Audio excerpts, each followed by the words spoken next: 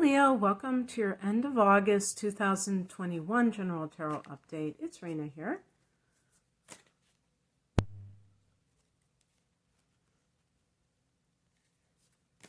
hope you don't mind that I put you last. I usually don't, but recently I was doing you first because it was your season, so I figured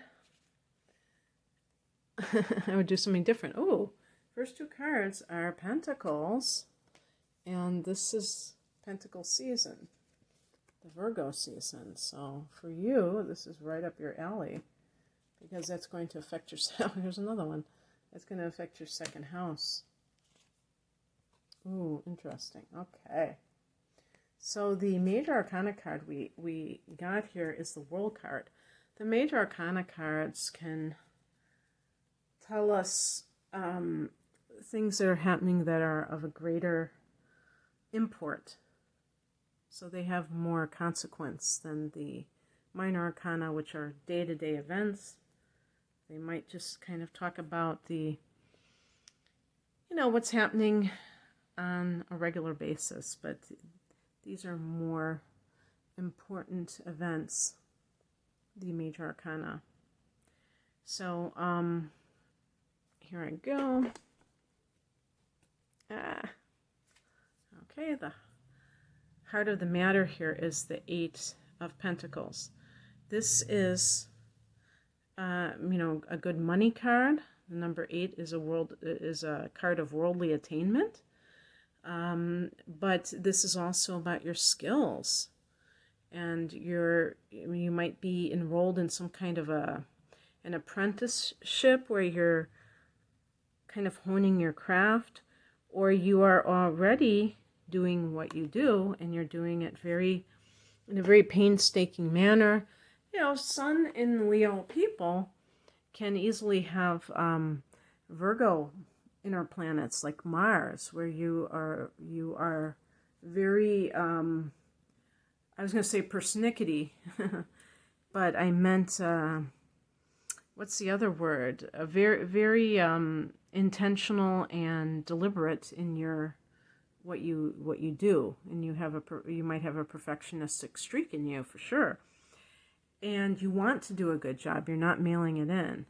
So this can be something where you're honing your craft, or you are expressing it, that you've already gotten the training and you're just very hard at work doing what you do at the highest level. In the past position, we have the Six of Pentacles, and you see this person who is dressed in finery, so it's indicating somebody of a higher economic status who is helping the less fortunate and holding a scale in one hand. So that indicates like kind of redistributing the wealth, or, giving to those less fortunate, giving charity. That can be a card, though, of inheritance. And it can be a card of fair exchange. So if you are someone, and I'm not suggesting that this is what you are currently experiencing. An example would be, let's say you're working in a particular job and you feel that you are underpaid for what you are doing. So the Eight of Pentacles can be like, you know what? The reason that I'm not getting paid more is because I just so happen not to have this certain qualification. Now, you may be qualified. Sometimes you have to jump through these hoops to actually, you have to have a piece of paper to do whatever it is that they're asking you to do. An example would be, let's say you're a teacher and you need a master's degree or some kind of an endorsement to teach a certain subject, and you feel like you could probably teach that already, but they are requiring that so that you can get additional, a higher pay. So you go and you do that. But I think that the Eight of Pentacles is more, to me, I don't know if I'm correct about this, but I think of it as more something that you're doing that it's like a hands-on type of thing. So it's gaining some kind of a skill that maybe requires some training, but not necessarily like academic type of thing. But I think in the broader sense, you can include everything. And to me, the bottom line of this is that there is this kind of cause and effect mentality where the person thinks, if I do X, I will get Y. It's not like whining and saying, oh, they're picking on me, they're not giving me. It's being very proactive, in other words, and being very practical about it. The higher message is the Knight of Swords. And this is a card that is very bold and can be, in terms of careers, can really be connected to like teaching. It's funny that I use that as an example, but that could be an example. Anything with mental focus, teaching, writing, being a lawyer. So if going to law school was one of the things on the back burner, it might be saying, you know what? You're doing this, you're trying to do a good job, you're trying to get what you're worth, but the field that you're in, they just have a tendency to pay people lower wages. And it's like even getting these certifications isn't necessarily going to flip the flapjacks. It's not going to work.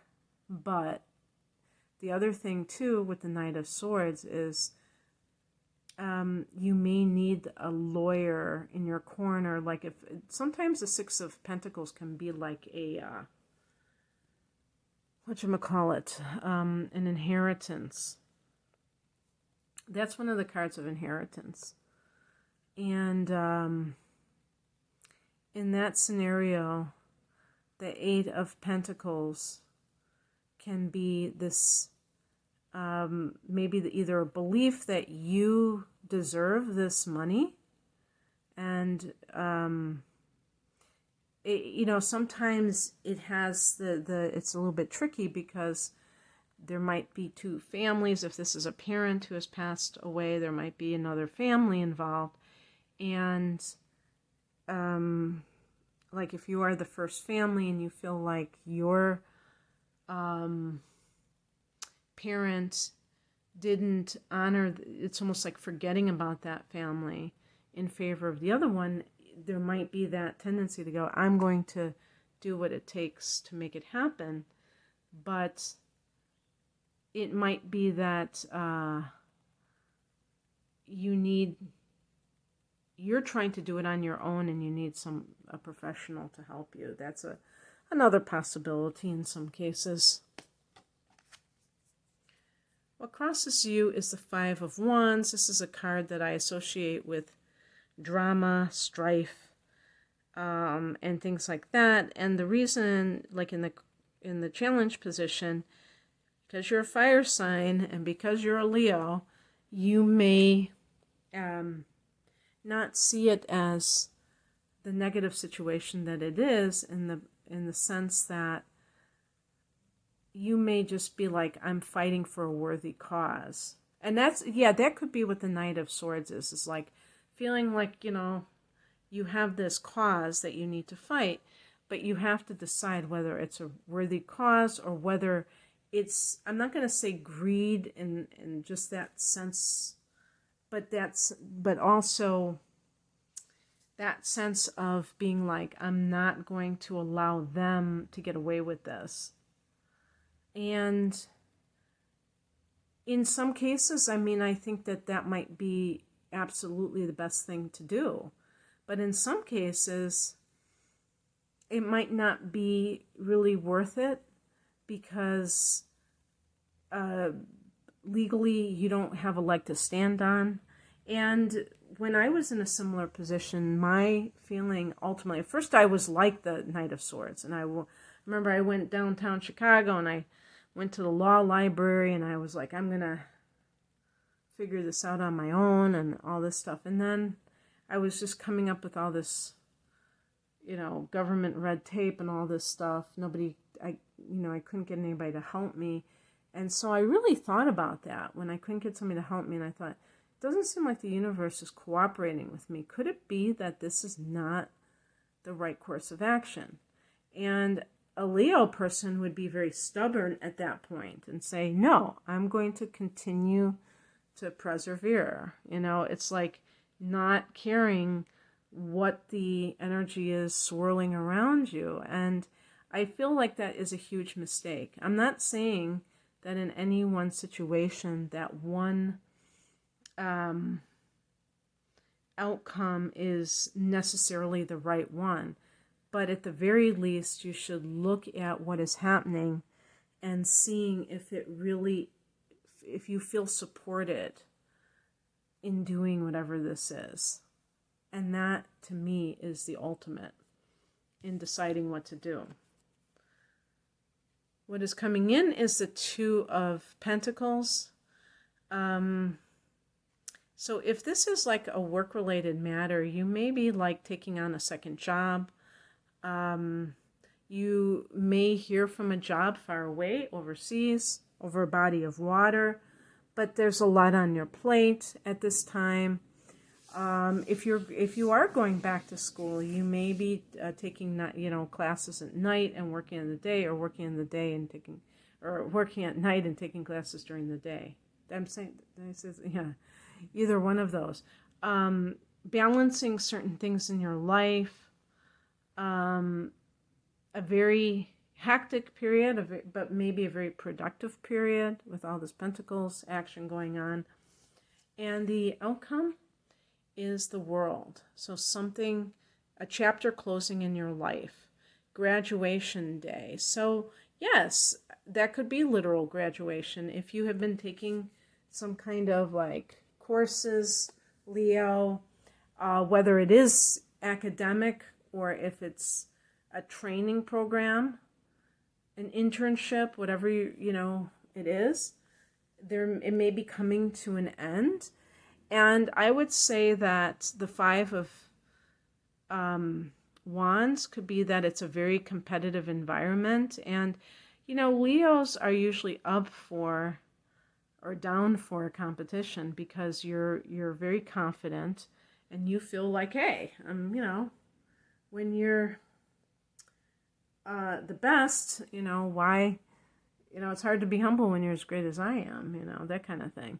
So it's not that you're incapable of competition. It just might be that you don't realize that it isn't enhancing your life, that it's actually draining you, that it's actually stressing you out, creating a false sense of what life is all about. Competition is really ultimately the idea that there's not enough to go around. And you have to compete against other people to show that you're really the best. The person who is standing in their own excellence doesn't have to prove anything to other people. That doesn't mean that you might not still want to kind of have friendly competition. The Five of Wands can be that, but this is in the challenge position. So it's more of the toxic variety. So just kind of like putting it out there, to have you decide, what you're doing. Is it positive or is it challenging? Okay, that's what I have for you. Leo, I hope that this resonated. If you would like a private reading, the link is below. Take care. Bye.